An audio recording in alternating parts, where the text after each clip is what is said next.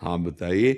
पत्नी, पुत्र, परिवार, ये सब यज्ञ ही है, भगवत स्वरूप सेवा हमारी सामर्थ्य है। हाँ आप कहो तो दो रोटी हम आपको दे सकते हैं जो खाते हैं, पैसा देने के मारे से। ये तो चतुरता, व्यवहार की प्रवीणता है। लेकिन हम किसी के प्रति ऐसा कि तो वो ठीक नहीं है। कोई भी हो, अगर आवश्यक है तो हमारे पास जो है, जितनी क्षमता है, हम सहयोग इस भाव से करें कि भगवान इस रूप में आकर हमसे सेवा ले रहे हैं। ये तो हुई सेवा। तुदीयम वस्तु गोविंदम तुभ्यमेव समर्पय। पर दाता बनना नहीं, दाता तो एक राम जी है, हरि ही है। हम तो ये बात समझने के लिए ही ठाकुर जी ने आपको यहां भेजा है। हम लोग एक निमित्त मात्र हैं, सब कुछ भगवान का दिया हुआ है। हमें दान की खोज नहीं करनी, क्योंकि हमारा हो तो हम दान करें। अब कोई भूखा आ गया है और भगवान ने जो दिया है उस घर में चार रोटी हैं, तो आज हम दो से पूरा परिवार चलाएंगे, दो उसको पवा देंगे। या आज हम उपवास कर लेंगे, चार उसको पवा देंगे, क्योंकि भगवान इस रूप में आए हैं। ऐसी भावना से हमारा भजन बढ़ेगा, हमारे सुख बढ़ेंगे और भगवान प्रसन्न हो जाएंगे। जब हम दाता बन करके, तो फिर उसमें बात अलग हो जाती है।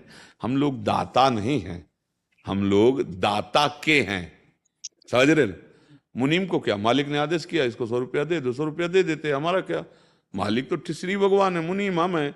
और हमको आज अंदर से प्रेरणा हुई कि ये कर देते हैं, तो अब हमारा न पाप न पुण्य, क्योंकि उसने आदेश किया है। प्रभु ने कहा कि आए इस रूप में, बीमार हैं, 100 रुपया का सहयोग कर देते हैं, दवा वस्तुएं ला के दे देते हैं, या जो भी जैसा, ऐसे भाव से सेवा की जाती है। अगर सत्संग सुनते हो, संतों का संग करते हो, संतों की तरफ कभी ये न देख लो कि भिखारी हैं, क्योंकि वो भिखारी नहीं है। वास्तविक केवल भगवान का जो आदेश शास्त्रों में, भिक्षान्न औषधम, उसके लिए केवल भूख लगेगो मांग खाऊंगो, गिनो सांझ सवेरो। नहीं तो जिस घर में तुम रह रहे हो, कोई ऐसा मतलब नाटकी पाखंड की बात हम नहीं कहते। जिसको नाटकीय पाखंड करना वो बात अलग है।